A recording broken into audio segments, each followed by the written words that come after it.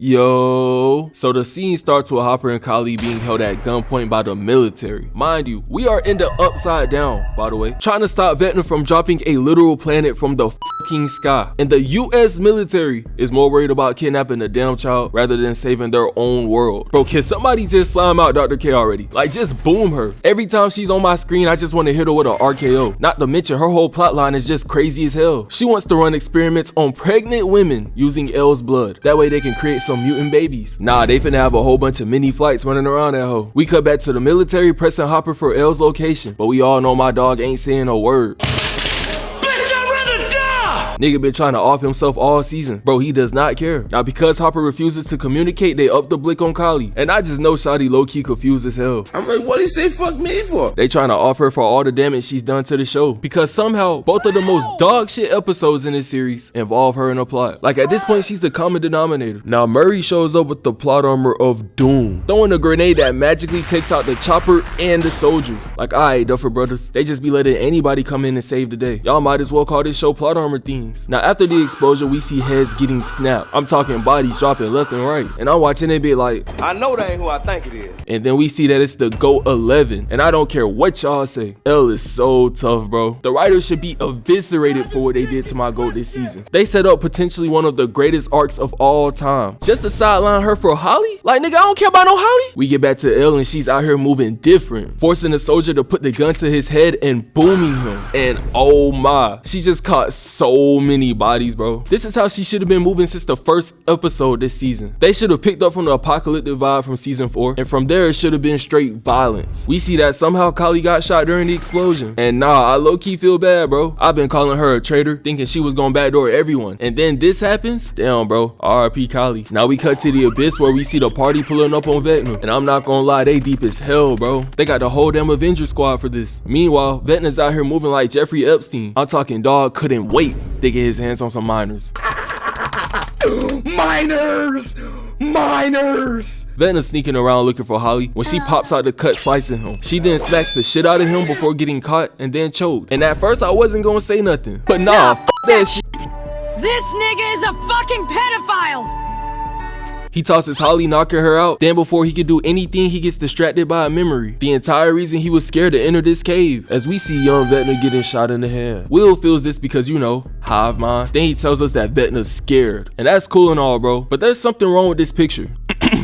Now I'm gonna say this in the nicest way possible. Why the f is Joyce Byers in the abyss? Let alone the upside down. Like, whose mans is this? You put him on the TV. Go home! Dog, in season 1, you couldn't even breathe in the upside down. Place was covered with Rich and Mary's music. Straight ass. And now they just be letting any and everyone in there. At this point, I can take 10 of y'all to go in there and stop Vecna. We get back to L, Hopper, and Murray in the upside down. And L's telling Hopper that she can use the boulders as a shortcut to the abyss. And that's just about what she does. Off camera, she just Mario leaps up that bit. Hey, at least now they're using logic. We get back to Vecna's memory and he's sliming out the scientists. We then see him taking the briefcase he wanted, then opening it. Then after he opens it, he picks up this rock connecting him to the Mind Flayer. And oh my, this nigga genuinely starts tweaking. No, actually him, Will, and President Vecna are tweaking. The scientist tells Vecna to resist, but Vecna hit him with the Man, shut your bitch ass up, nigga. Booming this nigga in a way so crazy, I can't even show y'all. Will starts talking to Vecna, telling bro that he's not even evil. You're just like me, Henry. You're a victim. Then he starts trying to use the power of friendship to make Vecna pull a KD and switch sides. And not gonna lie, at first I low-key thought he was gonna switch sides. I thought we was finna be moving like the 2017 Warriors. But dog, I was wrong. Because Vecna, remembering the aura he once had, starts to lock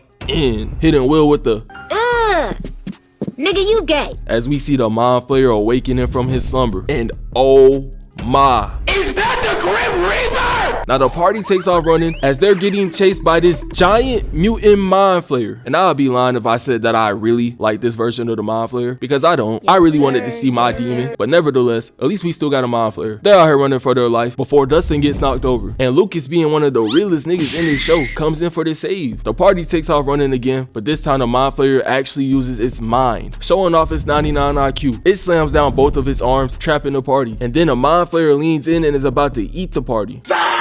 Just in case y'all forgot, this show is now called Plot Armor Things because right before the Mind Flayer eats everyone, it gets rocked. And when it recovers, we see that it's the GOAT 11. Now, was this plot armor? Why, yes, it was. But plot armor is allowed to exist when it's happening to my favorite characters. I do not care. Like my glorious Steve, for example. To everyone who thinks that Steve should be dead, y'all have no idea how good Steve Harrington is. Y'all want to be mad about fake deaths? Go look at Max or Hopper. Keep your hands on my Steve. Elle charges at the Mind Flayer and starts moving. And nah, she really got the whole group in shock. She then boosts off the ground, giving us probably the coldest moment in this finale. And bro, the size difference is actually insane. This is supposed to be a coughing baby to a hydrogen bomb. But Elle says, nah, I'ma start cooking. Ripping open the Mind Flayer's chest and then entering. And without saying so much as a word, she snatches Vecna's chain, calling him out for the ISO. Now, I don't know about y'all, but I want to see this in theaters. And when I tell y'all this moment had so much aura, like me with Batman, I know I had to glaze. Because Vecna started talking that ish. So, you truly do want to die. Absolute cinema, absolute peak chef's kiss. Vecna attacks, but Elle pushes him back, and they start having a force battle out of Star Wars before Vecna extends his arm for the stab, forcing Elle to dodge. So the Captain Save a Hoe anthem turns on because Mike just couldn't let Elle fight alone. Oh shit, that's a bar, by the way. Then the group comes up with a plan to ambush the Mind Flayer, but there's only one problem, being that someone has to be bait. And without any hesitation, Nancy WalkEmDown Wheeler decides to be bait. And man, she is so goated. Talk about going from an 80s dream girl to literally becoming Rambo, and she still makes it work.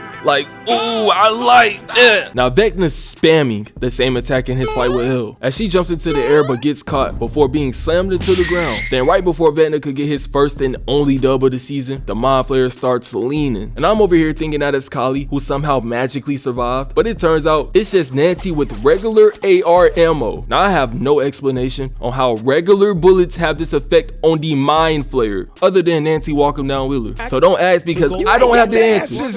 Elle tosses sand into Vecna's eye, which is low-key dirty, bro. Then when he recovers, she tosses him. She tries to follow up, but he responds with his own toss. And then bro goes right back to that weak-ass arm grab. Now Nancy is putting the team on her back on straight Stephen Curry timing. She successfully makes it to her spot and begins unloading the clip. And the Mind Flayer is trying his hardest, but he cannot reach Nancy. Now in this situation, what is the Mind Flayer supposed to do? Brother, it's supposed to flay. It's literally in his name. As much as I love Nancy, she's supposed to be flayed right now. But for some reason, the Mind Flayer went from this godlike entity to being a literal giant spider. And right here is when I realized what was happening. The Duffer brothers are just rage baiting. And I have proof. Because right as Nancy's about to be eaten alive, we see one of the biggest robberies of all time. This was a bigger robbery than when my Saints got fleeced in the NFC chip, because somehow they start taking down the Mind Flayer with everyday weapons, and half of the weapons are the same ones that did no damage to the Demogorgons. But leak, they have flamethrowers.